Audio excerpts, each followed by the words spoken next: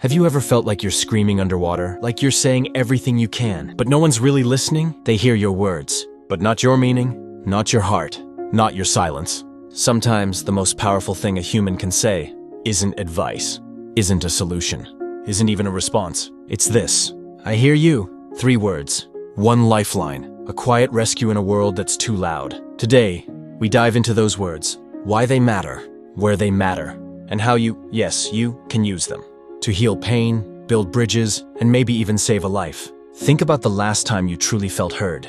Not when someone nodded out of politeness, but when they sat with you, listened, looked into your eyes, and simply said, I hear you. Felt different, right? Because that moment, it told your nervous system, you're safe, you're not alone, you matter.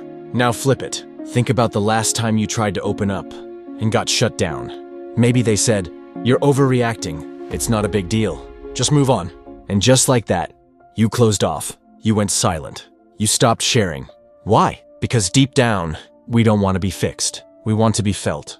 We want presence, not prescriptions. That's what I hear you gives. It says, you don't have to be perfect right now. You don't have to explain everything. I'm not judging. I'm listening. Let's walk through some real-life moments. At home, a teenage son slams his door. Instead of yelling back, the father pauses, knocks gently, and says, I hear you, and I want to understand. The anger softens, the door cracks open, connection begins. In a relationship, your partner says, I feel like I'm not enough for you. Don't defend, don't explain, just breathe and say, I hear you, and I want to hold space for that. The walls fall, the heart opens. In a friendship, your friend says, I've been feeling really low lately. Don't say, cheer up, or you're strong, you'll be fine. Instead, sit beside them and whisper, I hear you, I'm right here. Because that's all they really needed. So if I hear you is so powerful, why do we struggle to say it? 3 reasons. 1, we're too distracted. We live in a world of scrolling, multitasking, background noise. We're present everywhere and nowhere. 2, we're uncomfortable with emotion. Tears make us panic. Pain makes us freeze. So we change the subject. We joke, we fix, we run. But emotion isn't a fire to put out. It's a signal to lean into. 3, we think listening is passive. We've been trained to respond, to give advice, to solve problems. But true listening, real soul-deep listening, it's not passive, it's powerful, it's healing. And sometimes, the best thing you can say is, I hear you. That's it. No more, no less. Let's talk science. When someone hears, I hear you, their brain lights up.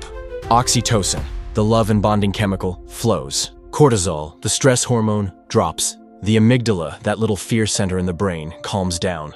Their nervous system stops panicking. Their body starts trusting. Their heart starts opening. All from 3 simple words. That's not magic. That's neuroscience. It's called empathic resonance. When you say, I hear you, you're not just being nice. You're literally shifting their biology.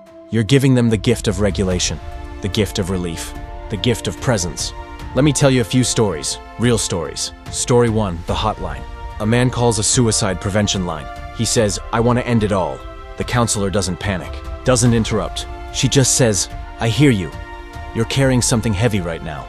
That sentence keeps him on the line. That sentence keeps him alive. Story 2, the classroom. A kid is acting out, disruptive, angry. Everyone labels him as bad. One teacher kneels down, makes eye contact and says, you don't have to act tough with me, I hear you. The child's eyes fill with tears. Later he says, no adult ever said that to me before. Story 3, the stranger. A woman is crying on a train. People ignore her, shift away. But one person sits beside her, offers a tissue, says softly, you don't have to talk, I hear you anyway. That woman says she was thinking of ending her life that day, but that moment made her feel human again. Now let's get practical.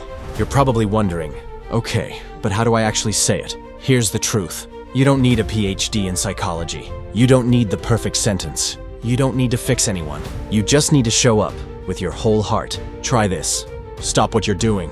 Put down your phone. Turn off distractions. Make eye contact. Let them see your presence. Listen, really listen. Don't interrupt. Don't judge. Don't rehearse your reply. Say it clearly, calmly.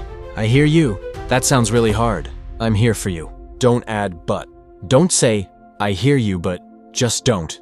That one word, but, erases everything before it. Just let I hear you stand on its own. Let it be enough. What if we said I hear you more often? Not just to our friends, but to strangers, to people who believe different, to people we don't understand. to people society tells us to ignore. Imagine if politicians said it to protesters, employers said it to burned out workers, neighbors said it across race, religion, class. Not agreement, not approval, just acknowledgement. I hear you. That sentence is the beginning of empathy, of healing, of peace. Let's make it personal. Someone in your life, right now, is carrying something they haven't shared. Maybe they feel like they'd be a burden. Maybe they believe no one would understand. Maybe they've already convinced themselves no one will hear them. You can change that. You can look them in the eyes. You can breathe in and say, I hear you. And in that moment, you become more than a friend, more than a partner, more than a parent. You become a safe place, a shelter, a bridge. So here's your challenge. Say it today, to someone close, to someone hurting, to someone unseen. Say it and mean it, because in a world that's always talking, the person who truly listens will always be remembered. I hear you. That's all it takes.